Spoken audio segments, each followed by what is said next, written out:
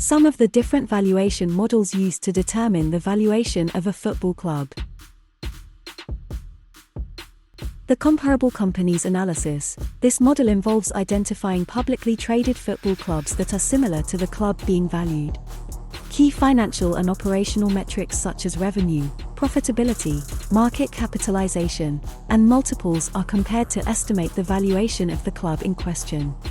This method relies on the assumption that comparable companies share similar market dynamics and business characteristics. The discounted cash flow (DCF) analysis. DCF analysis estimates the present value of a club's future cash flows. It requires forecasting the club's expected cash flows over a specific time horizon and applying an appropriate discount rate to account for the time value of money.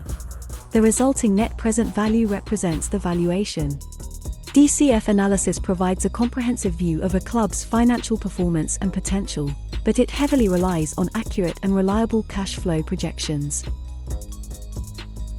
The market multiple approach. This approach utilizes valuation multiples derived from the market. Common multiples used in the sports industry include enterprise value to revenue, EV revenue, and enterprise value to earnings before interest, taxes, depreciation, and amortization, EV/EBITDA, ratios. The multiples of comparable publicly traded football clubs are applied to the club being valued to estimate its worth. This method is relatively simple to use but depends on the availability of comparable data. Asset-based approach. The asset-based approach determines a club's valuation based on the value of its underlying assets. Tangible assets, such as stadiums, training facilities, and real estate holdings, are considered, along with intangible assets like brand value, player contracts, sponsorships, and intellectual property. The sum of these assets' fair values provides the club's valuation.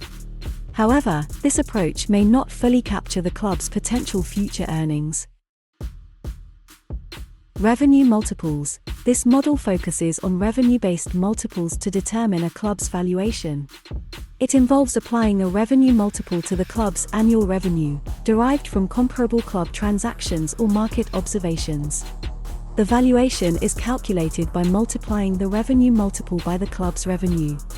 While straightforward, this approach can be limited as revenue alone may not fully capture a club's profitability or potential growth. Brand valuation. Brand valuation determines the value of a club's brand and its associated intangible assets.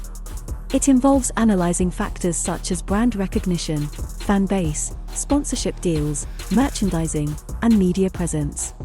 Different methodologies, such as income-based, market-based, and cost-based approaches, can be used to estimate the value of the brand. However, this model may not capture the entire financial value of a football club. Private equity approach. The private equity approach views a football club as an investment opportunity and evaluates its value based on potential return on investment.